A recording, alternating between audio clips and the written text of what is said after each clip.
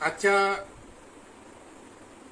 या सत्राचा विषय जो आपण दिलेला आहे तो सध्या ज्वलंत विषय बनलेला आहे आणि राजकीय क्षेत्रामध्ये सुद्धा तो एक खळबळजनक असा विषय ठरलेला आहे आणि त्याच्यावर तुम्ही बघत असाल टी व्हीवर रोज सकाळ दुपार संध्याकाळ या विषयावर राजकारणी, पत्रकार, विद्वान, नेते, कार्यकर्ते असे सगळे या विषयावर मोठ्या प्रमाणात चर्चा करताना दिसत आहेत, लिहिताना दिसत आहेत आणि हा फार कळीचा मुद्दा होऊन बसलेला आहे.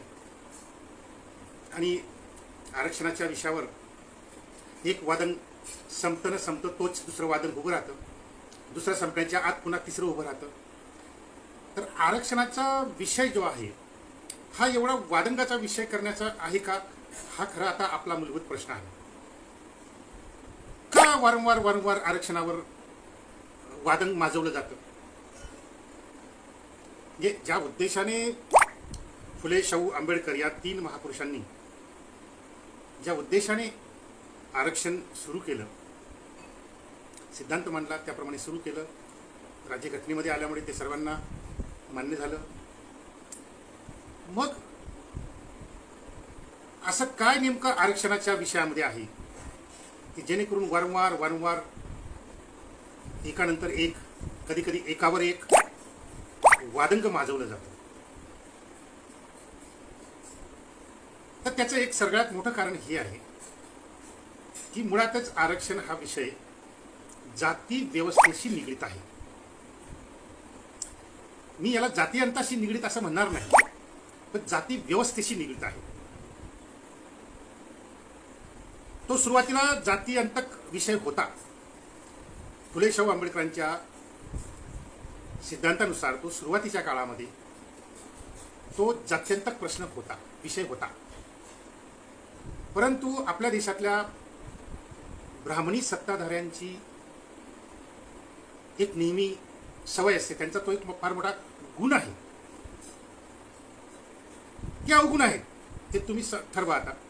पण त्याच्यामध्ये एक गुण आहे ब्राह्मणी सत्ताधाऱ्यांमध्ये की ते कोणत्याही चांगल्या गोष्टीचा किंवा वाईट गोष्टीचा, म्हणजे त्यांच्या दृष्टीने चांगली किंवा त्यांच्या दृष्टीने वाईट, किंवा आपल्या दृष्टीने चांगली किंवा आपल्या दृष्टीने वाईट, कोणतीही घटना असो, कोणताही विषय असो,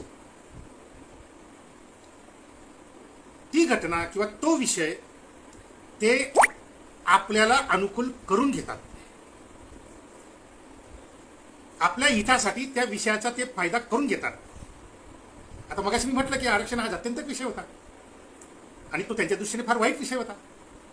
त्यांनी सुरुवातीला खूप विरोधही केला त्या विषयाला, आरक्षणाला, शाहू महाराजांच्या काळापासून किंवा अगदी तात्यासाहेब महात्मा ज्योतिराव फुलेंच्या काळापासून म्हणा. कारण तो फुले, शाहू, आंबेडकरांच्या सिद्धांतानुसार ते आरक्षण आलेलं असल्यामुळे त्याला आपण जात्यंतक विषय म्हणतो. लक्षात घ्या. असं का म्हटलं मी? कारण आरक्षणाची मागणी या देशात सर्वात प्रथम ब्राह्मणांनी केलेली आहे, ब्राह्मण विद्वानांनी केलेली आहे. त्यामुळे आरक्षण हे जात्यंतकच असेल असं नाही. सर्वात आधी ब्राह्मणांनी मागणी केली, त्यानंतर मराठा समाजाने मागणी केली आरक्षणाची इंग्रजांच्या काळामध्ये. लक्षात घ्या. म्हणजे 1865च्या दरम्यान, इंग्रजांच्या काळात 1865च्या दरम्यान ब्राह्मण विद्वानांनी आरक्षणाची मागणी केली आहे आणि 1916-17च्या दरम्यान मराठा समाजाने आरक्षणाची मागणी केलेली आहे. लक्षात घ्या. आणि त्याच्याही आधी 1872 साली तामिळनाडूमधल्या ब्राह्मणेतर मुख्यतः ओबीसी जातींनी 1872ला आरक्षणाची मागणी केली आहे. त्यामुळे आरक्षण हे जात्यंतक की जातीवादी हे ठरवताना आपल्याला हा विचार करावा लागतो की हे कोणत्या सिद्धांतानुसार, कोणत्या उद्देशाने हे आरक्षण येत आहे. म्हणून मी मगाशी म्हटलं की फुले, शाहू, आंबेडकरांच्या सिद्धांतानुसार जात्यंतक उद्देशाने लागू केलेलं छत्रपती शाहू महाराजांचं आरक्षण किंवा बाबासाहेबांनी राज्यघटनेत सांगितलेलं आरक्षण हे जात्यंतक आरक्षण. परंतु नंतर या आरक्षणाच्या विषयाला त्यांनी कुप्रबोधन करून हळूहळू या आरक्षणाच्या विषयावरून जातीय दंगली पेटवायला लागलेत.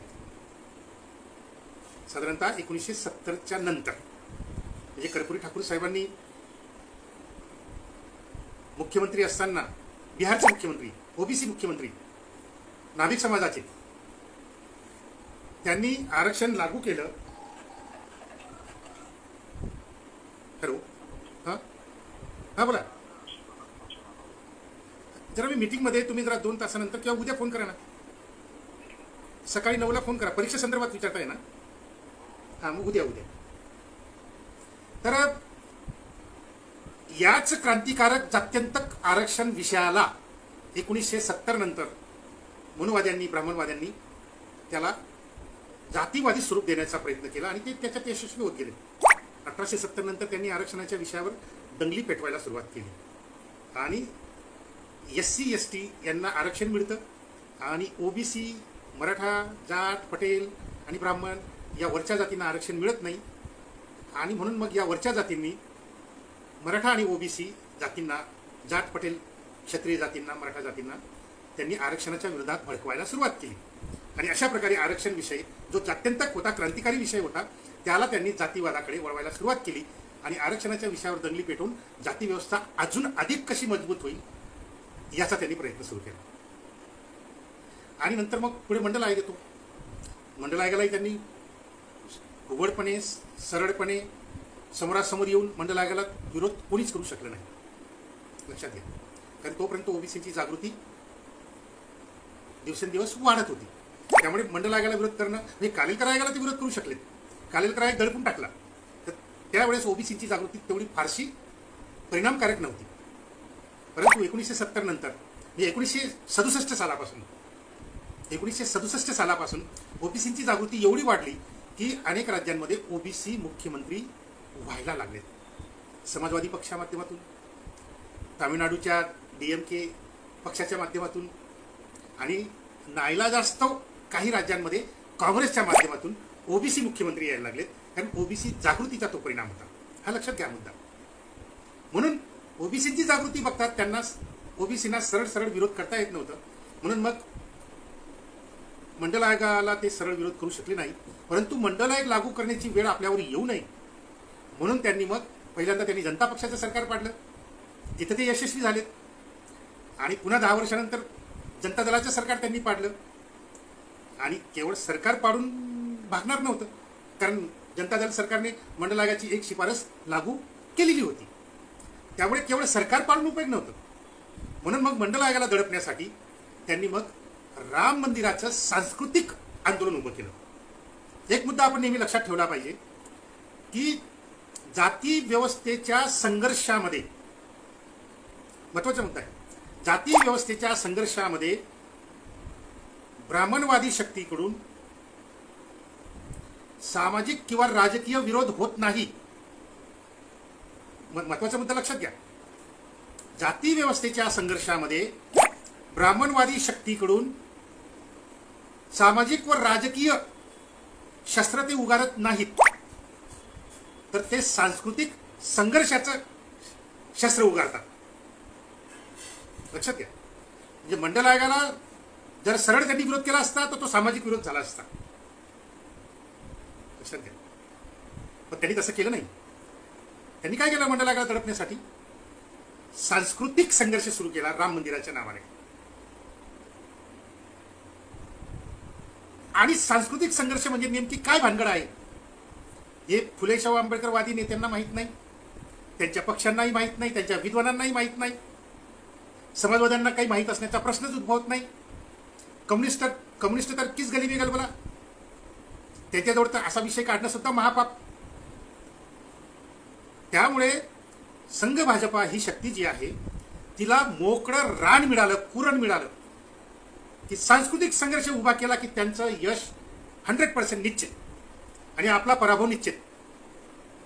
त्यामुळे मंडल आयोगाच्या संघर्षामध्ये की जो जात्यंतक संघर्ष होता आपल्या दृष्टीने, या जात्यंतक संघर्षामध्ये मनुवादी ब्राह्मणवाद्यांनी रामाच्या नावाने सांस्कृतिक संघर्ष उभा केल्यामुळे आपण तिथे पराभूत झालो. आणि मोठ्या प्रमाणामध्ये मंडल आयोग गाडला गेला. जरी ती एक शिफारस लागू करावी लागली तरी मंडल आयोग जो जो नंतरच्या काळामध्ये एका शिफारशीहून पुढच्या शिफारशींकडे गेला असता, अगदी जमिनीचं फेर वाटवापर्यंत गेला असता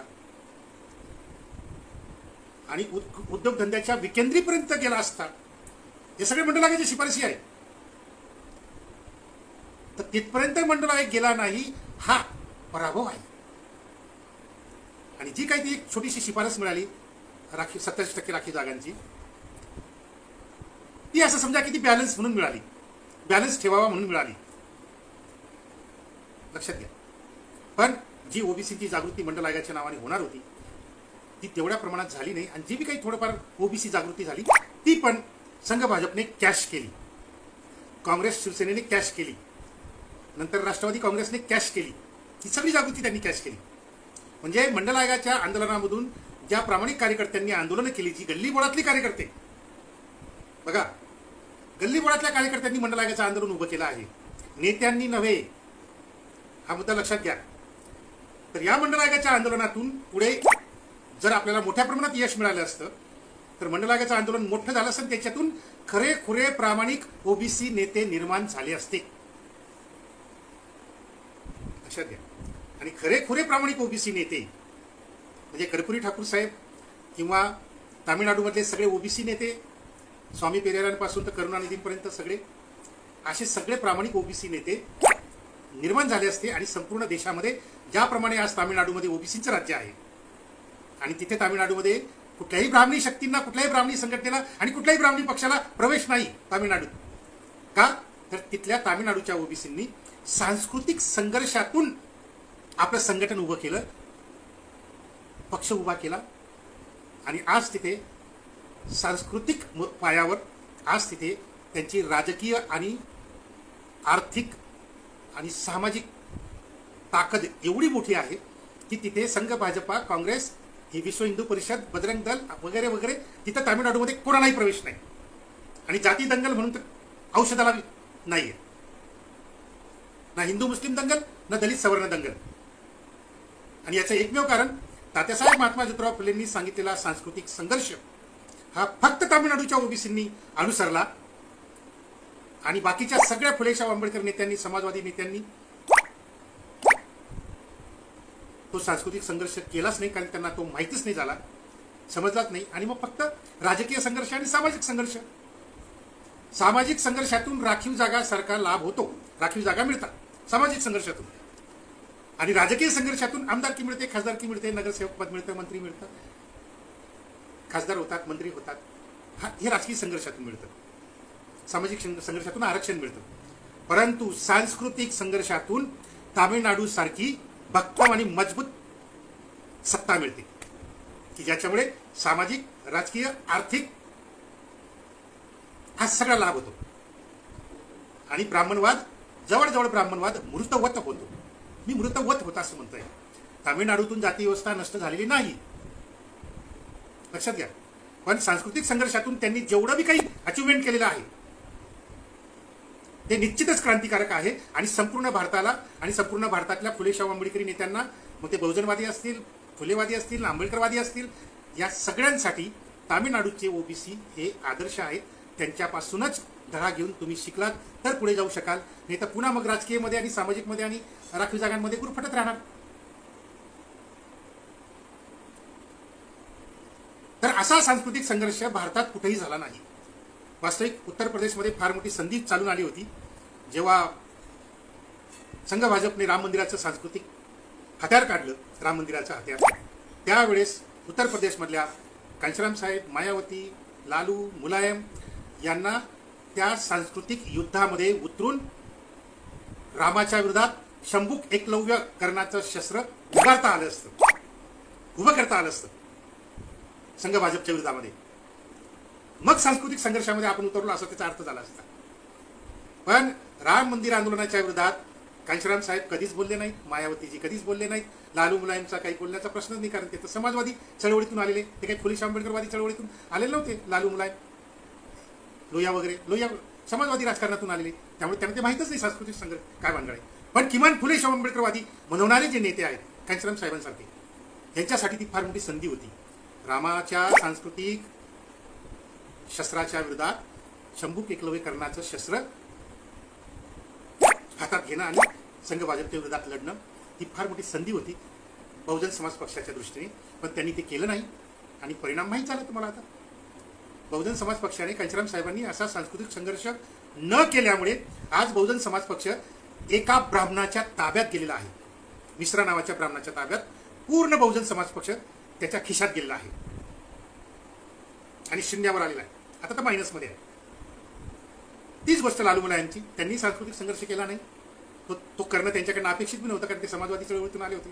पण केला असता तर मात्र लालू मुलायम तामिळनाडूप्रमाणे आज मजबूत राहिले असते, भक्कम राहिले असते, पण नाही केलं. आणि महाराष्ट्रातल्या फुले आंबेडकरवाद्यांचं काही सांगायचं कामच नाही. ते तर काही म्हणजे बोलण्याच्या लायकीचे राहिलेत नाहीत आता. तर सांगायचा उद्देश असा की सांस्कृतिक संघर्ष न केल्यामुळे ब्राह्मणवादाची जी काही नस आहे, आपण म्हणतो ना एखाद्या माणसाची नस पकडणे, तर ब्राह्मणवादाची नस सांस्कृतिक संघर्षात आहे, सामाजिक संघर्षात नाही, राजकीय संघर्षात तर अजिबात नाही, आणि आर्थिक संघर्ष तर फार लांबची गोष्ट. तर तो न केल्यामुळे झालं काय की ओबीसींची जी काही थोडीफार राजकीय जागृती झाली होती मंडल आयोगाच्या विषयावर, ती पूर्ण संघ भाजपने कॅश केली, काँग्रेसने कॅश केली, शिवसेनेने कॅश केली आणि राष्ट्रवादी काँग्रेसने पण कॅश केली. या सगळ्या पक्षांनी आपापल्या पक्षामधून ओबीसी नेते निर्माण केले. राजकीय जागृती कॅश केली म्हणजे काय केलं? या सगळ्या पक्षांनी मंडल आयोग लागू झाल्यानंतर आपल्या आपल्या पक्षांमध्ये आपले आपले ओबीसी नेते निर्माण केले. कोणी माड्यांमधून ओबीसी नेता निर्माण केला, कोणी धनगरांमधून ओबीसी नेता निर्माण केला, कोणी बंजारांमधून ओबीसी नेता निर्माण केला, कोणी लेवा पाटलांमधून ओबीसी नेता निर्माण केला आपल्या पक्षात. आणि हे सगळे जे ओबीसी नेते निर्माण केले गेलेत हे खोटे ओबीसी नेते होते, खोटे. कारण हे नेते निर्माण कशासाठी केले गेले? त्या काळात राम मंदिराचं आंदोलन पेटवण्यासाठी आणि ओबीसींचा वापर करून बाबरी मस्जिद पाडण्यासाठी, त्याच्यासाठी हे नेते निर्माण केले गेले होते. ते हिंदू नेते होते, पण जाणीवपूर्वक त्यांनी ओबीसी जातींमधून हिंदू नेते निर्माण केलेत, खडसे, मुंडे, भुजबळ. आणि जेव्हा मंडल आयोग लागू झाला आणि ओबीसीची जागृती वाढत गेली, तर हे सगळे हिंदू माडी नेते, हिंदू बंजारा नेते, हिंदू लेवा पाटील नेते, हे सगळे एका रात्रीतनं ओबीसी नेते झाले. पण हे सच्चे ओबीसी नेते नव्हते, कारण त्यांना ओबीसी मधला ओ पण माहीत नव्हता आणि मंडल आयोगाचा म पण माहीत नव्हता. पण ते ओबीसी जातीतून आलेले असल्यामुळे त्यांना ओबीसी नेता, त्यांच्याकडे मीडिया आहे, काँग्रेसकडे, भाजपकडे, संघाकडे त्यांच्याकडे मीडिया आहे. त्यांनी सांगितलं की हा ओबीसी नेता, तो झाला ओबीसी नेता. आणि मग सगळे आमच्या ओबीसी जातीचे मेंढर त्या नेत्याच्या पाठीमागे. आणि त्याचा परिणाम असा झाला, जर तुमचं आंदोलन दडपायचं असेल, जर तुमची चळवळ संपून टाकायची असेल, तर सगळ्यात मोठं हत्यार असतं, सगळ्यात मोठं हत्यार तुमची चळवळ दडपण्यासाठी सगळ्यात मोठं हत्यार त्यांच्याजवळ असतं. ते म्हणजे तुमच्यातून ते अशा माणसाला नेता बनवतात की जो नेता खोटा असेल, मूर्ख असेल, बेअक्कली असेल, अशा माणसाला ते मोठं करतात आणि सांगतात की हा तुमचा नेता. आणि मग हा खोटा नेता जो असतो तो आपल्याला पूर्ण बरबाद करूनच तो त्याचं स्वतःचं भलं करून घेतो. तुम्ही बघून घ्या, मुंडे, खडसे, भुजबळ वगैरे सगळे सगळे सगळे ओबीसी नेते कुणी उभे केले, का उभे केले, आणि असे खोटे नेते निर्माण झाल्यामुळे ओबीसीचं काय नुकसान झालं ते आज आपण बघतो खोट्या ओबीसी नेत्यांमुळे. लक्षात घ्या. त्यामुळे हे जे काही ओबीसीचं आरक्षण खतम होत आहे आणि आता ते मरणाच्या दारात येऊन पडलेलं आहे, तर याला कारणीभूत ब्राह्मणवादी शक्ती तर आहेतच जबाबदार, पण ते त्यांचं कामच आहे. ब्राह्मणवादी शक्तींचं काम काय आहे?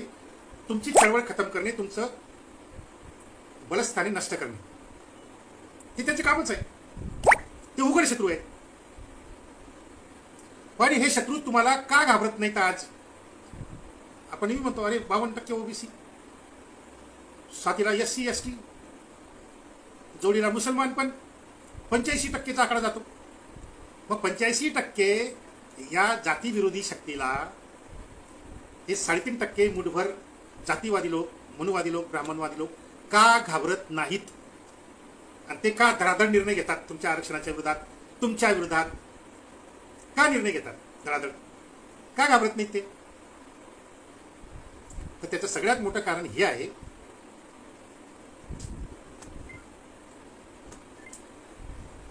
त्याचं सगळ्यात मोठं कारण हे आहे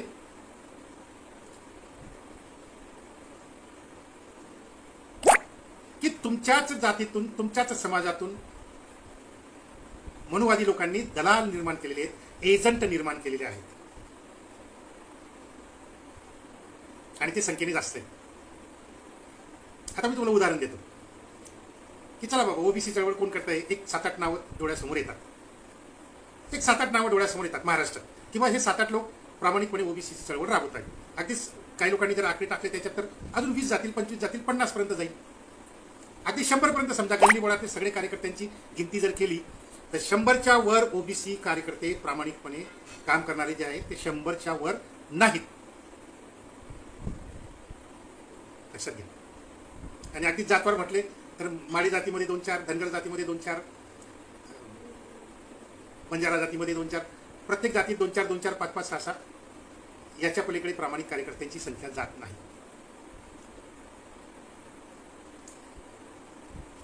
मग मला एक सांगा की प्रामाणिकपणे काम करणारे 100 ओबीसी कार्यकर्ते आणि नेते हे काम करतायत, प्रामाणिकपणे जागृती करतायत, रक्त आटवतायत, ओरडतायत, लिहितायत, बोलतायत, फिरतायत, संघटन करतायत, मिटिंगा बैठका घेत महाराष्ट्रभर फिरतायत, तन मन धन खिशातले पैसे खर्च करून. या 100 लोकांचं काम परिणामकारक का होत नाही? का होत नाही? इंग्रजांच्या काळात एकटे तात्यासाहेब महात्मा फुले उभे राहिले आणि बघा किती मोठी क्रांती झाली. इंग्रजांच्या काळात एक बाबासाहेब उभे राहिलेत आणि बघा किती मोठी क्रांती झाली त्या काळात.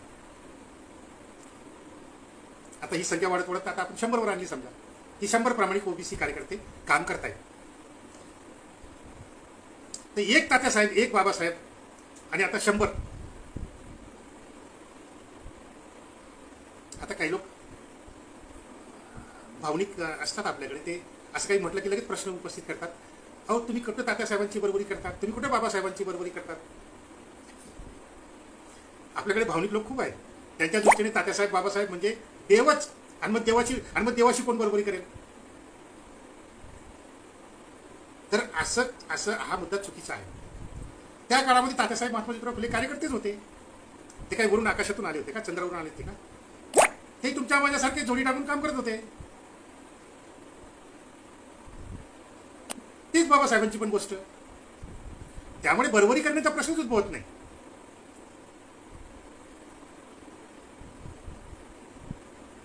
तर माझा मुद्दा असा आहे की त्या काळामध्ये एक तात्यासाहेब, एक बाबासाहेब एवढं काम केलं आणि आज 100 असून सुद्धा काम का होत नाही? परिणामकारक चळवळ उभी का राहत नाही? आणि समोरचा शत्रू आपल्याला का घाबरत नाही? त्याचं सगळ्यात मोठं कारण हे आहे की 100 लोक काम करतायत तन मन धनाने. ओबीसी मधून 100 लोक प्रामाणिकपणे काम करत आहेत तन मन धनाने, आणि त्याच ओबीसी मधून रोज 5000 लोक ब्राह्मणांच्या आणि क्षत्रिय जातीचे पाय चाटायला जातात.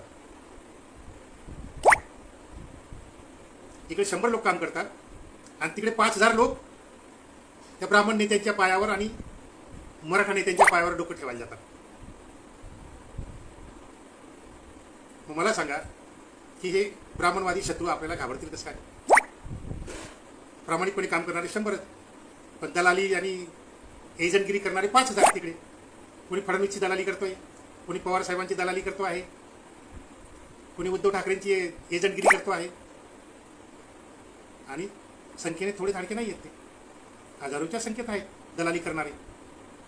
म्हणजे तुम्ही 100 लोकांनी काम करत राहायचं आणि त्या कामाचं चांगलं काही फळ आलं की ते लगेच कॅश करून संघ, भाजपा, शिवसेना, राष्ट्रवादी काँग्रेस आणि काँग्रेसवाले का घेऊन जातात? कारण त्यांच्याकडे तुमच्याच जातीतून त्यांच्याकडे ते एजंट तिथे ठेवलेले आहेत. ते सगळं हे घेऊन जातात. काम तुम्ही करायचं आणि श्रेय ते घेऊन जातात.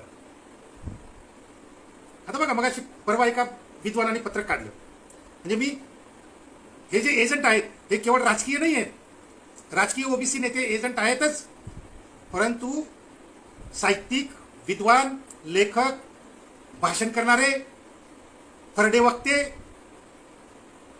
हे सुद्धा एजंट आहेत, लक्षात घ्या. आणि ते एजंटगिरी, दलाली का करतात ब्राह्मणांची, मराठ्यांची?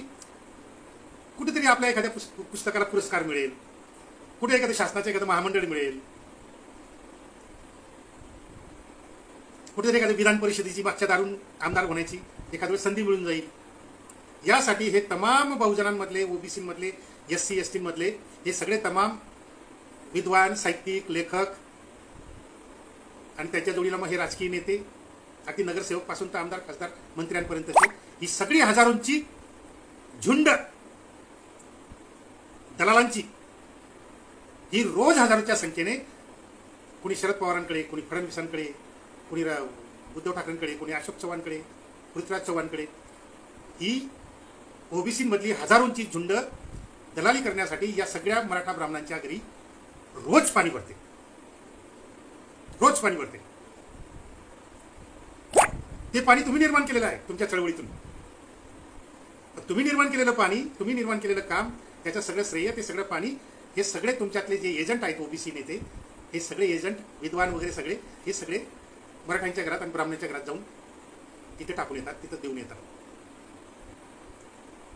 आणि मग तुमची चळवळ परिणामकारक होत नाही. आणि म्हणून आज जे मोठ्या कष्टाने मंडल आयोगाचं आरक्षण मिळवलं होतं ओबीसी नेत्यांनी, मग ते कर्पूरी ठाकूर असतील, लालूजी असतील, मुलांजी असतील, या सगळ्यांनी त्या काळामध्ये चळवळ उभी केली. तामिळनाडूचे, आंध्र, केरळ, अनेक राज्यातून काय होतं आपल्याकडे की इतिहास जो लिहिला जातो तो पक्षपातीपणाने लिहिला जातो, मनामध्ये किलमिश कुठेतरी असतं. आपले जे सगळे विद्वान आहेत, फुले आंबेडकरवादी विद्वान,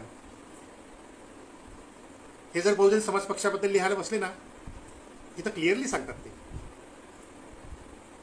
की हे SC कॅटेगरीने उभं केलेलं हे बहुजन नेतृत्व, बहुजन आंदोलन असं लिहितात. पण याच विद्वानांना जेव्हा तुम्ही तामिळनाडूबद्दल जर विचारलं तर तामिळनाडूवर लिहिताना काय लिहितात? ते तामिळनाडूमध्ये द्रविडी राजकारण यशस्वी झालं. तामिळनाडूमध्ये हिंदी भाषेच्या विरोधातलं आंदोलन यशस्वी झालं. अरे पण ते आंदोलन कोणी केलं? ओबीसी नेत्यांनी केलं. तामिळनाडूमधल्या ओबीसी हा शब्दच त्यांच्या तोंडून येणार नाही चांगल्या गोष्टीसाठी. हा, शिवे देण्यासाठी मात्र हे ओबीसी असे नालायक, ओबीसी तसे नालायक, हे ब्राह्मणांचे गुलाब, हे गुलाब. अरे ओबीसी जे काम करू शकतात ते दुसरं कोणीच करू शकत नाही. आणि हे तामिळनाडूच्या ओबीसीने सिद्ध केलेलं आहे. हे कर्पूरी ठाकूरांनी सिद्ध केलेलं आहे. हे लालू मुलायमने पण सिद्ध केलेलं आहे. लक्षात घ्या.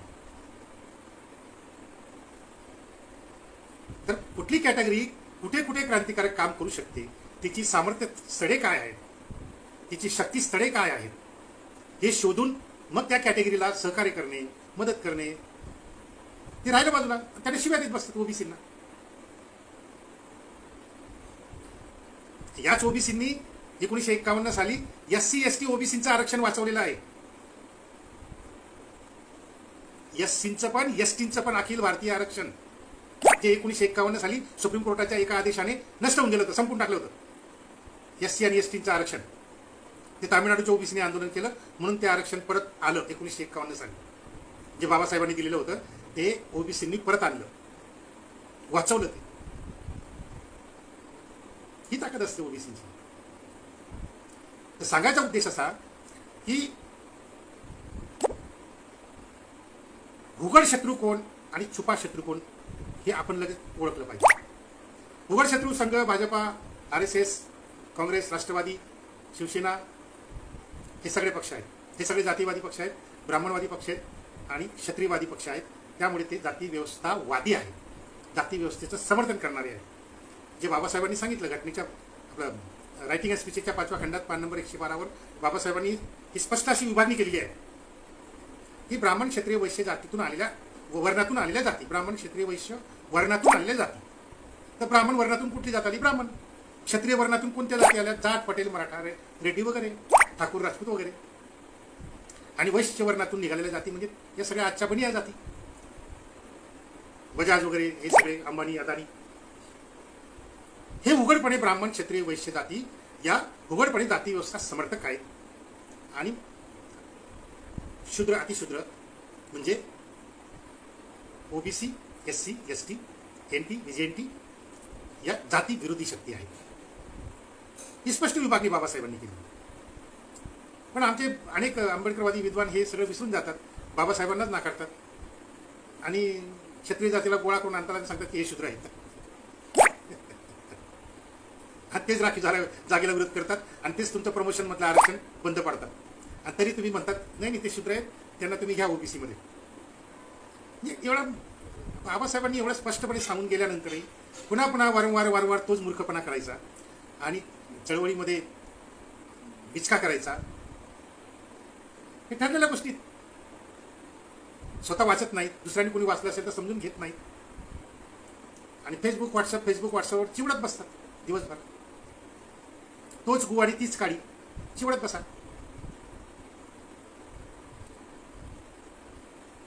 तर हे जे आरक्षण आता एक एक करून बघा, आता देश आज अशा लोकांच्या ताब्यात गेला आहे की ज्या लोकांना या देशाबद्दल कधीच प्रेम नव्हतं.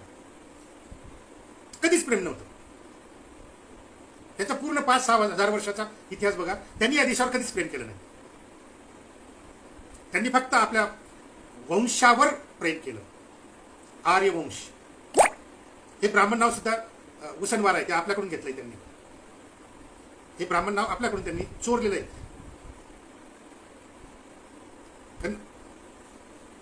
ब्राह्मणवादी लोक किंवा वरच्या जातीचे लोक, ते ब्राह्मण, क्षत्रिय असो किंवा वैश्य असो, हे तुमचं केवळ आर्थिक शोषण करत नाही, हे केवळ तुमचं सामाजिक शोषण नाही करत, हे तुमचं भाषिक शोषण पण करतं.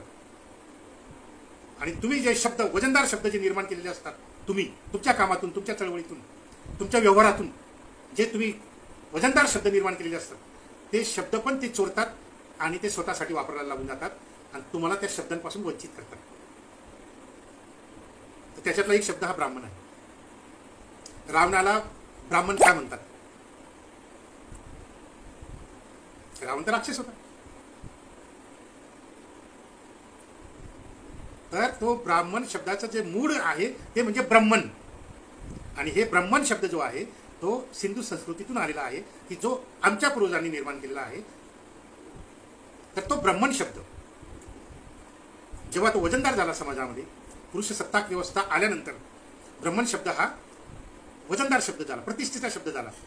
आणि मग हा प्रतिष्ठेचा शब्द आर्यांनी आर्य शब्द बाजूला काढला आणि ब्राह्मण शब्द स्वीकारला. तसंच मराठा शब्दाबद्दल मी, हा मराठा शब्द जो आहे हा मावळ्यांनी निर्माण केलेला आणि मावळ्यांनी त्याला ताकद दिलेला शब्द आहे. छत्रपती शिवरायांच्या काळामध्ये मराठा असं म्हटलं की त्या मराठा शब्दाचा दरारा दिल्लीपर्यंत. आणि कोण हे मराठा? हे सगळे मावळे, तेली, माळी, कोळी, नावी, दोबी, सुतार, शिंपी, भंडारी, कोळी, आगरी, हे सगळे हे मराठा. हे लढत होते मैदानात आणि हे लढले म्हणून मराठा शब्दाला दरारा आला, निर्माण झाला. आणि तो प्रतिष्ठित झालेला शब्द की ज्या शब्दामध्ये दरारा होता दिल्लीपर्यंत, तो प्रतिष्ठित शब्द जो आमच्या कष्टातून, आमच्या रक्तातून निर्माण झालेला होता, तो मराठा शब्द नंतरच्या काळामध्ये या 96 कोळी म्हणवणाऱ्या सरदार, उमराव, जमीनदार यांनी तो शब्द चोरला आणि त्यांनी तो स्वतःसाठी वापरला आणि त्या शब्दापासून आपल्याला वंचित केलं आणि आपल्याला पुन्हा जातीत ढकललं. माळी, तेली आणि मराठा शब्द त्यांनी घेतला 96 कोळीवाल्यांनी.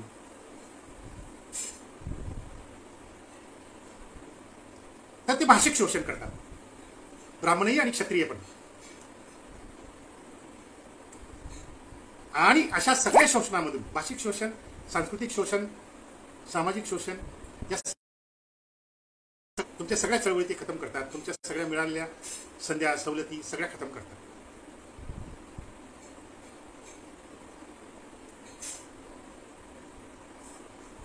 आता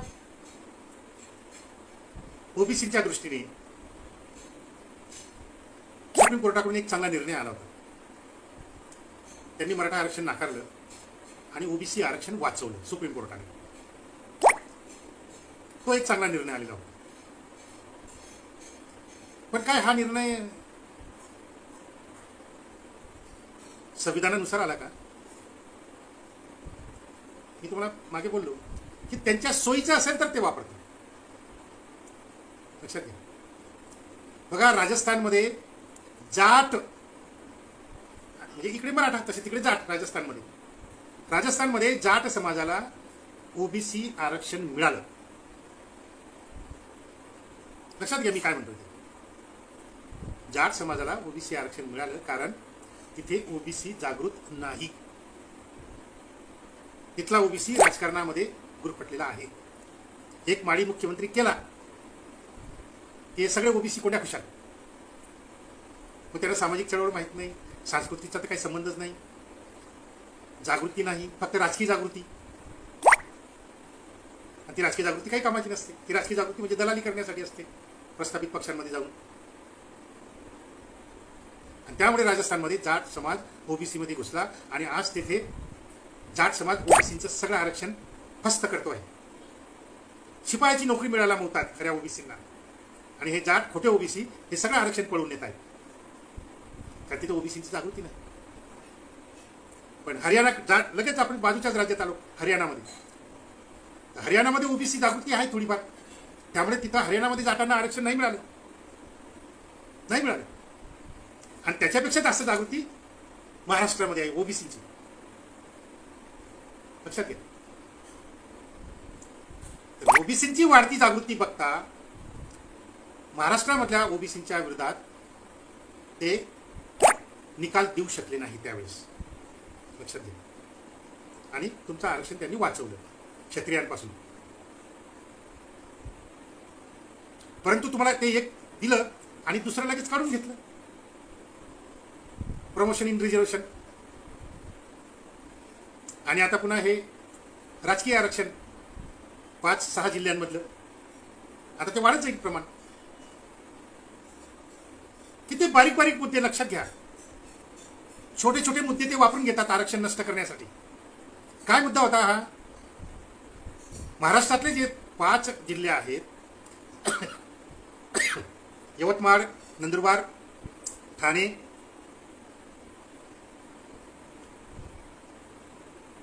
गोंदिया, भंडारा,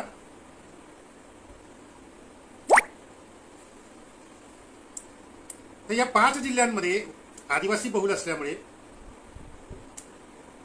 तिथलं जिल्हा परिषद, ग्रामपंचायत आणि पंचायत समितीचं जे आरक्षण आहे राजकारणामधलं ते 50% वर गेलं. बरं, ज्यावेळेस GR निघाला, निवडणुका झाल्यात, निकाल आलेत, 1 वर्ष होऊन गेलं, आणि मग 1 वर्षानंतर ते गवळी नावाचे कुणीतरी ग्रस्त आहेत, त्यांना कुणीतरी तयार केलं, घोड्यावर बसवलं, आणि तो भाऊ घोडा घेऊन पळाला, सुप्रीम कोर्टात गेला. आणि सुप्रीम कोर्टाला ते पाहिजेच होतं. आल्याबरोबर तुमचं घेतलं आणि लगेच त्या 6 जिल्ह्यांमधलं आरक्षण तुमचं ओबीसीचं खतम. काय लॉजिक आहे की या जिल्ह्यांमधलं आरक्षण 50%च्या वर गेलं. का गेलं? बाकीच्या जिल्ह्यांमध्ये का नाही गेलं? या 6 जिल्ह्यांमध्येच का गेलं? कारण या 6 जिल्ह्यांमध्ये आदिवासींची संख्या जास्त आहे आणि त्यामुळे आदिवासींचं आरक्षण वाढलं. आणि ते आरक्षण वाढल्यामुळे 50%च्या वर टोटल गेलं, 50%च्या वर गेलं. आणि सुप्रीम कोर्टाने सांगितलं की 50%च्या वर आरक्षण चालणार नाही, कोणाचं तरी कमी करावं लागेल. कोणाचं कमी करायचं? आदिवासींचं कमी करता येत नाही, कारण आदिवासींची जनगणना होते, जमात निहाय जनगणना होते आदिवासींची. त्यांची आकडेवारी कागदावर असते, अधिकृत असते, ऑथेंटिक. त्यामुळे त्यांच्या लोकसंख्येप्रमाणात त्यांना मिळालेलं आरक्षण त्याला सुप्रीम कोर्ट धक्का लावू शकत नाही. एससी कॅटेगरीची सुद्धा जातनिहाय जनगणना होते, त्यामुळे त्यांची लोकसंख्या टक्केवारी जी असते ती कागदावर येते, अधिकृतपणे, ऑथेंटिक. त्यामुळे एससी कॅटेगरीचं आरक्षण काढून घेऊ शकत नाही सुप्रीम कोर्ट. मग काढायचं कोणाचं? तर ज्यांची जनगणना होती त्यांचं काढायचं. का त्यांची आकडेवारी ऑथेंटिक नाही आहे, कागदावर नाही. काय पुरावा आहे तुम्ही 52% आहे? काही पुरावा नाही. 52% जर तुमच्या लोकसंख्येचा आकडाच जर ऑथेंटिक कागदावर नाही आहे तर तुम्हाला 27% आरक्षण का म्हणून देणे त्यावर? काही लॉजिक नाही. आम्ही आतापर्यंत जे दिलं ते तुम्हाला, चला बाबा तुमच्याबद्दल दया येते, तुमची आकडेवारी नाही, लोकसंख्या नाही, तुमची जनगणना नाही, पण तरी सुद्धा बाबा चला तुमची जागृती बघून आम्ही तुम्हाला चला देऊन टाकतो 27% दिलं. ते काढून घेणं देणं जशी त्यांची मर्जी आहे तसं काढून घेणं हे सुद्धा त्यांची मर्जी आहे. तो तुमचा हक्क नाही आहे. जोपर्यंत तुमची जनगणना होत नाही तोपर्यंत तो तुमचा हक्क नाही. तोपर्यंत ती तुम्ही भीक समजा, तोपर्यंत त्या सत्ताधारी जातींची मर्जी समजा की जे तुमच्या जागृतीला बघून त्यांचं जागृतीचं मोजमाप असतं की ओबीसी किती जागृत झाले, चला एवढे यांना देऊन टाका. तुमची जागृती संपली, आरक्षण पण काढून द्या.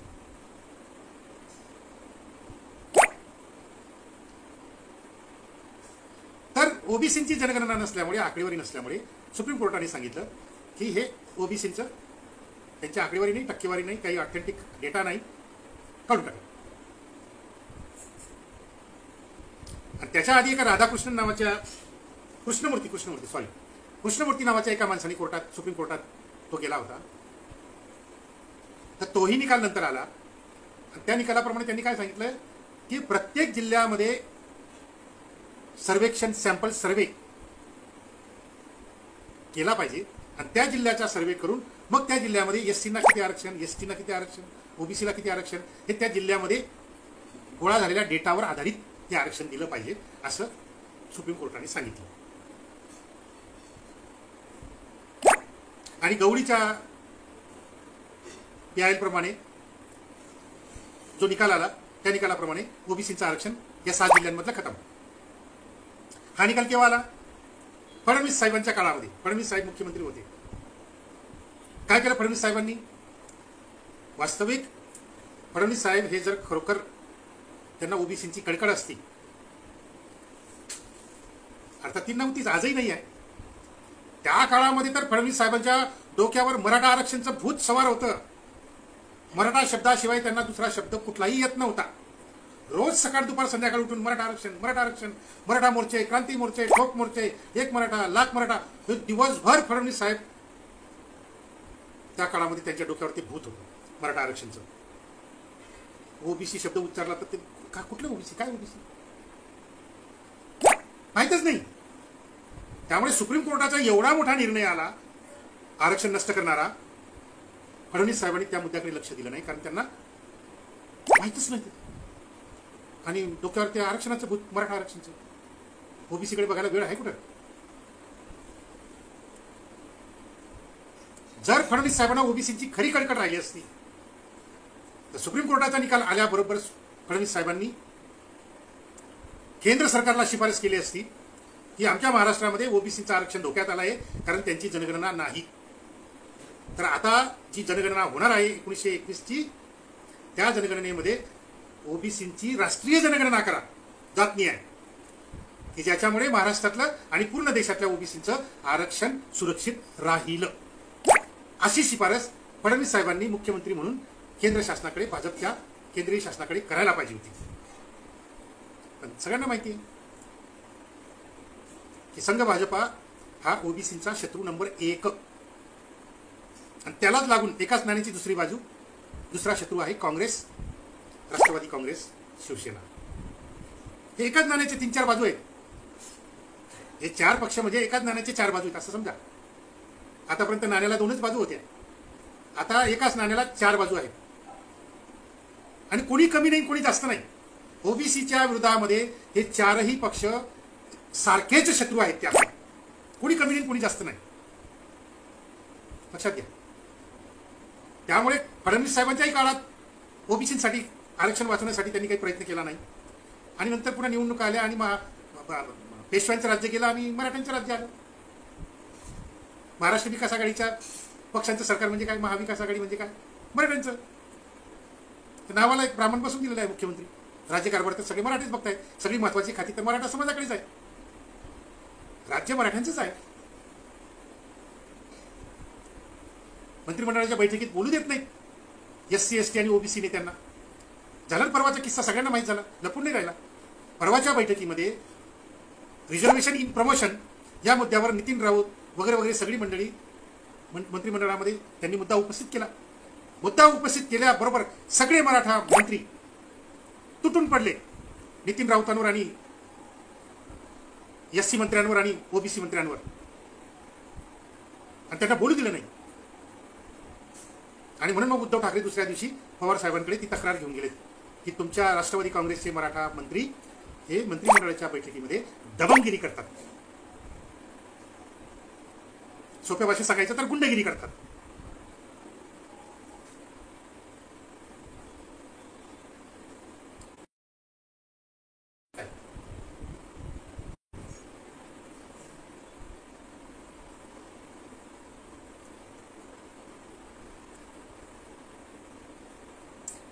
येऊन जाऊन मूळ मुद्दा जातो तो ओबीसी जनगणनेवर. जात न्याय ओबीसीची जनगणना झाली पाहिजे. ती जोपर्यंत होत नाही तुमचं तोपर्यंत कुठलंच आरक्षण तुमचं आणि तुमचा कुठलाच प्रोजेक्ट तुमचा हा सुरक्षित नाही. कुठलंच नाही, महाजुती सुद्धा नाही. हे दबंग मराठा मंत्री ते नॉमिनल महाजुतीला पैसे देतात, 125 कोटी 150 कोटी पत्र देतात, फक्त पैसे नाही देत, फक्त पत्र देतात. महाजुतीला 150 कोटी मंजूर, पत्र, पैसे नाही. लगेच 8 दिवसांनी दुसरं पत्र येतं की तुमचे 150 कोटी मंजूर झालेले पैसे आम्ही परत घेत आहोत. हे महाजुतीबाबत घडतं, कारण ते ओबीसीचं आहे. सारथीच्या बाबतीत घडतं का असं? सारथीच्या बाबतीत तर बापरे ओघ सुरूच आहे. समाज कल्याणमधून आपल्या हक्काचे पैसे काढायचे, आपल्या तिजोरीतून तिथून पैसे काढायचे, सारथीला द्यायचे. महाजुतीचे काढायचे, सारथीला द्यायचे. हा उद्योग चालू आहे जोरात.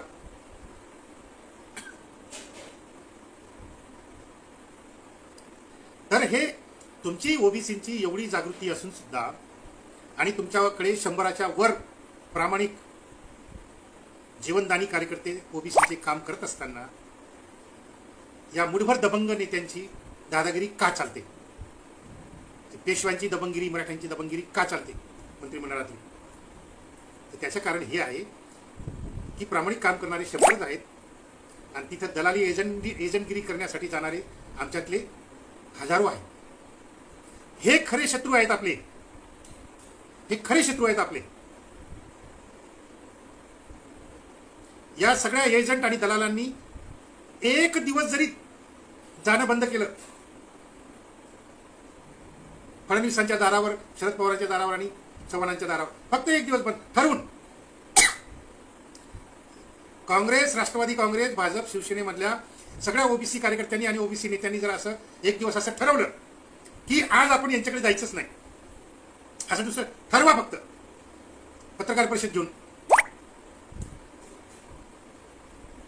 असं समजा की त्या दिवशी तुमचा उपवास आहे आणि आम्ही घराबाहेर पडणारच नाही. त्यामुळे तुमची दलाली करण्याचं काम आम्ही एक दिवस थांबवतो आहे, एक दिवस फक्त. बघा कसा घाम फुटतो फडणवीस साहेबांना, पवार साहेबांना आणि चव्हाण साहेबांना. घाम कोणामुळे फुटेल? या 5,000 दलालांमुळे नाही. हे जे ओबीसी मधले दलाल आहेत 5,000, यांच्यामुळे त्यांना घाम नाही फुटणार. पवार साहेब, चव्हाण साहेब आणि फडणवीस साहेबांना या 100 प्रामाणिक कार्यकर्त्यांमुळे घाम फुटणार. की आता 100 कार्यकर्ते जे काम करतायत, आता ते नेते बनतील, ते पुढे येतील आणि प्रामाणिक कार्यकर्ते, प्रामाणिक नेते ज्या समाजात निर्माण होतात त्या समाजाला कुणीही विकत घेऊ शकत नाही. म्हणून त्यांना घाम फुटेल. ही तुमची ताकद आहे 100 लोकांची. पण तुमची ही ताकद नष्ट कशामुळे होते? हे तुमच्याच समाजातले हे 5,000 जे दलाल आहेत की जे शत्रूकडे जाऊन त्यांचे पाय चाटतात दिवसभर, त्यांची दलाली करतात, त्यांची गुलामी करतात आणि बदल्यामध्ये एखादं मंत्रीपद, लाल दिव्याची गाडी, एखादं महामंडळ, एखादं नगरसेवकचं तिकीट भिकेमध्ये मिळालं तर मिळालं. हे सगळे जे भिकारी आहेत तुमच्या जातीतले नेते, SC ST OBC, हे भिकारी नेते, हे दलाल नेते, एजंट नेते, हे खरे शत्रू आहेत समाजाचे. लक्षात घ्या.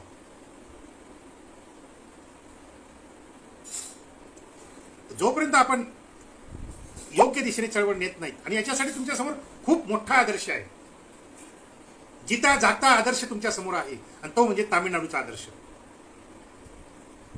त्याचा अभ्यास करा, तो समजून घ्या. का तामिळनाडूचे ओबीसी एवढे मजबूत आणि एवढे भक्कम आहेत? की या तामिळनाडूच्या ओबीसी नेत्यांकडे राहुल गांधी, राष्ट्रीय काँग्रेसचा एवढा मोठा नेता राहुल गांधी, हा तामिळनाडूच्या ओबीसी नेत्यांकडे जाऊन भीक मागतो या निवडणुकीत आम्हाला 5 तरी जागा द्या, 10 तरी जागा द्या.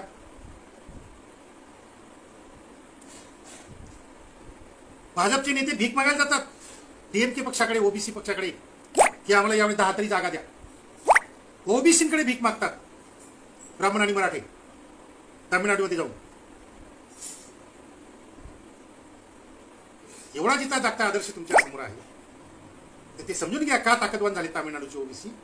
एकमेव कारण म्हणजे सांस्कृतिक संघर्ष त्यांनी ब्राह्मणवादाच्या विरोधात केला आणि म्हणून ते आज मजबूत आहे. तामिळनाडूच्या ओबीसींना कुठल्याही धर्माची गरज नाही भासली, आजही भासत नाही त्यांना. ब्राह्मणवादाच्या विरोधात लढण्यासाठी तामिळनाडूच्या ओबीसींनी कोणत्याही धर्माचा आणि धम्माचा सहारा घेतलेला नाही, त्यांना गरज पण नाही, कारण त्यांनी ब्राह्मणवादाची नस ओळखली आहे. आणि ती नस जर ओळखायची असेल, काही गरज नाही बाकीच्या गोष्टींची, फक्त सांस्कृतिक संघर्ष जो तात्यासाहेब महात्मा ज्योतिराव फुलेंनी अगदी स्पष्टपणे गुलामगिरी, शेतकऱ्याच्या असूड, सार्वजनिक सत्यधर्म या सगळ्या ग्रंथांमध्ये विस्ताराने आणि सविस्तर मांडलेला आहे. सांस्कृतिक संघर्ष म्हणजे काय आणि तो कसा केला पाहिजे, आणि तो फक्त समजला तामिळनाडूच्या ओबीसीला. तो त्यांना समजला म्हणून त्या भक्कम आहे, मजबूत आहे. त्यांच्या आरक्षणाला सुप्रीम कोर्ट हात लावू शकत नाही, धक्का पण लावू शकत नाही. 50%च्या वर 69%. तामिळनाडूमध्ये प्रत्येक ब्राह्मणेतर जातीला त्यांच्या लोकसंख्येच्या प्रमाणात आरक्षण आहे. तामिळनाडूमध्ये क्षत्रिय जाती आहे, त्या क्षत्रिय जातींना सुद्धा त्यांच्या लोकसंख्येच्या प्रमाणात आरक्षण मिळतं. तामिळनाडूमध्ये मुसलमान आहेत, मुसलमानांना त्यांच्या लोकसंख्येच्या प्रमाणात तामिळनाडूमध्ये आरक्षण मिळतं. एससी एसटी यांना पण आरक्षण मिळतं लोकसंख्येच्या प्रमाणात, आणि ओबीसीना पण मिळतं. आणि ही किमया कोणी घडवून आणली? सगळ्या ब्राह्मणेतर जातींना लोकसंख्येच्या प्रमाणात राखीव जागा ही किमया कोणी घडवून आणली? ओबीसींनी. कशामुळे? सांस्कृतिक संघर्ष उभा केल्यामुळे. सांस्कृतिक संघर्षामुळे तिथे ब्राह्मणवाद पराभूत झाला, काँग्रेस पराभूत झाली, संघ भाजपला प्रवेशच नाही, आणि त्यामुळे तिथले ओबीसी हे मजबूत झालेत. आणि त्यांनी ओबीसीने केवळ ओबीसीसाठी नाही बघितलं, त्यांनी सगळ्यांसाठी बघितलं. तिथल्या ओबीसी नेत्यांनी सगळ्यांचं भलं केलं, सगळ्यांना लोकसंख्येच्या प्रमाणात दिलं, की जे इतर राज्यांमध्ये जाट, पटेल, मराठा मुख्यमंत्री नाही करू शकले. पण ते ओबीसी मुख्यमंत्र्यांनी केलं तामिळनाडूमध्ये, कारण ते तात्यासाहेब महात्मा फुलेंच्या पावलावर पाऊल टाकत सांस्कृतिक संघर्षाची भाषा बोलतात. शंकराचार्याला अटक करण्याची हिंमत कोणात आहे? शंकराचार्याला अटक करण्याची हिंमत तामिळनाडूमध्ये आहे, केली त्यांनी अटक. गुन्हाचा गुन्हा शंकराचार्यावर. कल्पना करा तुम्ही, की जे भारतात कुठे जाऊ शकत नाही, तामिळनाडूमध्ये शंकराचार्यावर खुनाचा गुन्हा आणि जेल. मंदिराच्या विरोधात बघा, मागच्या आठवड्यात तामिळनाडूचा ओबीसी मंत्री मंदिराच्या विरोधात कारवाई केली त्याने, आणि ते छातीटोकपणे केली. हे भारतात कुठे जाऊ शकत नाही, की जे तामिळनाडूमध्ये झालं. लक्षात घ्या.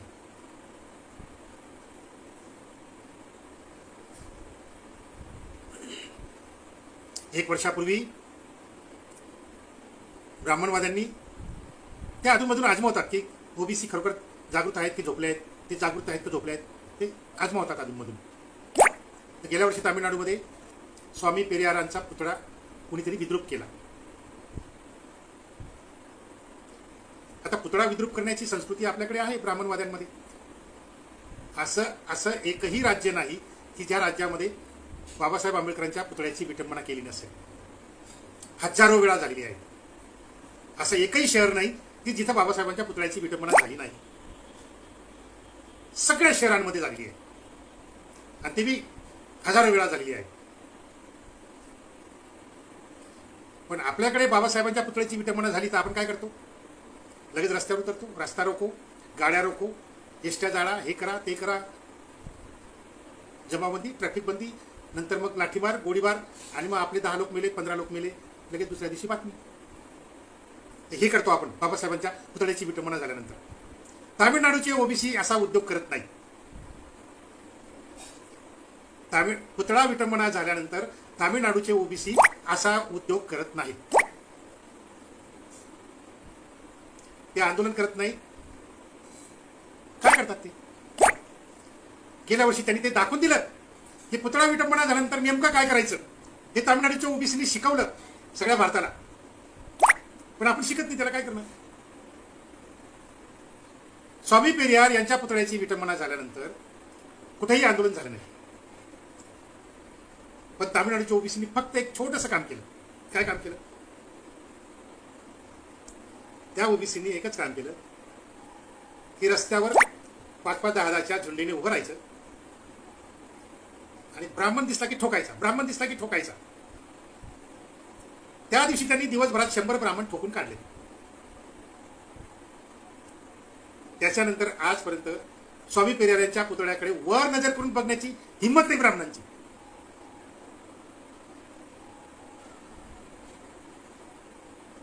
लक्षात घ्या. अनेक गोष्टी आहेत तामिळनाडूच्या ओबीसीकडून शिकण्यासाठी. त्या डिटेलमध्ये आपण अभ्यास केला पाहिजे.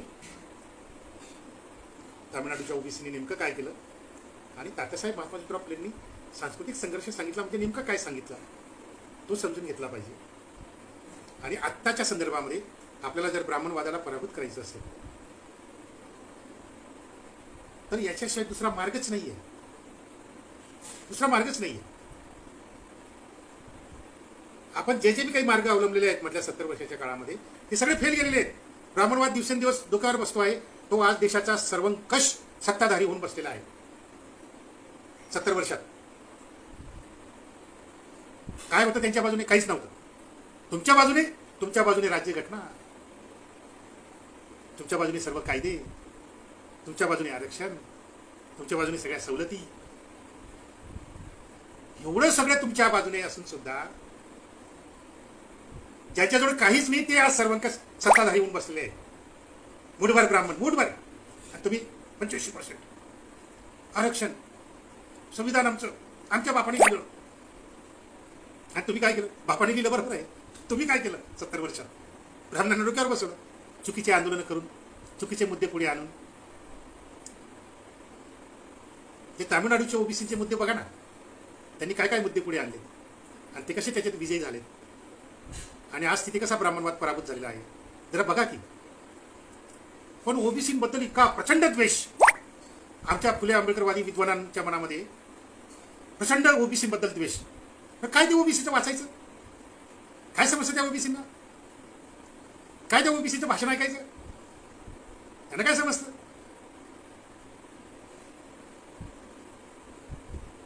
आणि अशा या मूर्खपणामुळे इथल्या फुले आंबेडकरवाद्यांनी तात्यासाहेब महात्मा ज्योतिराव फुले वाचला नाही.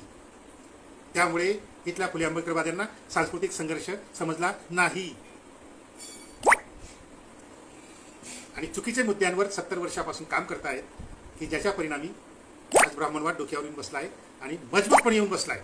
कधी नव्हे ते 5000 वर्षात इतका ब्राह्मणवाद मजबूत कधीच नव्हता. 5000 वर्षात आज तो पूर्ण मजबूत झालेला आहे. मिलिटरी, सर्व गुप्तहेर संघटना, raw, CBI, ED, CD, IB,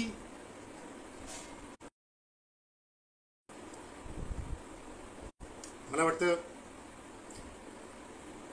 2 मिनिटात मी कन्क्लूड करतो.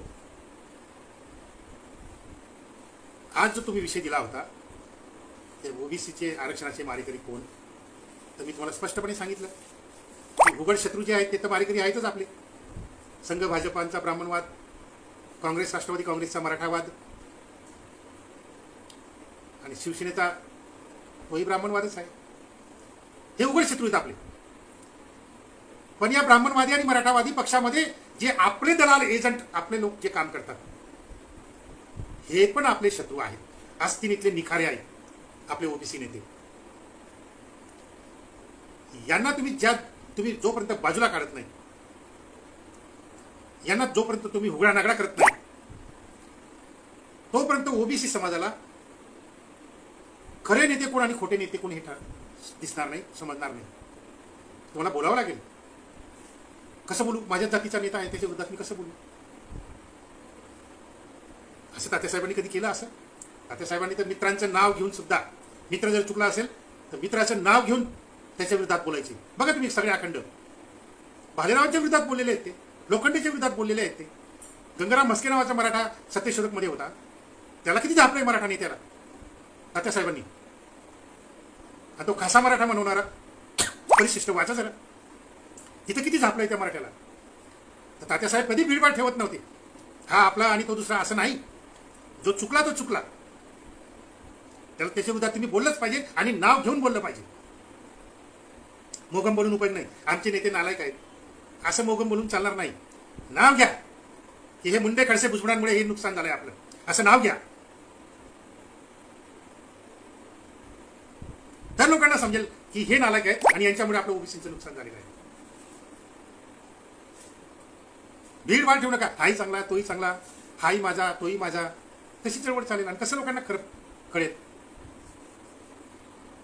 प्रामाणिक माणसाचं पहिलं कर्तव्य हे असतं किंवा प्रामाणिक माणसाची पहिली कसोटी ही असते, तू प्रामाणिक आहे बाबा. पुरावा काय, काय पुरावा आहे तू प्रामाणिक आहे.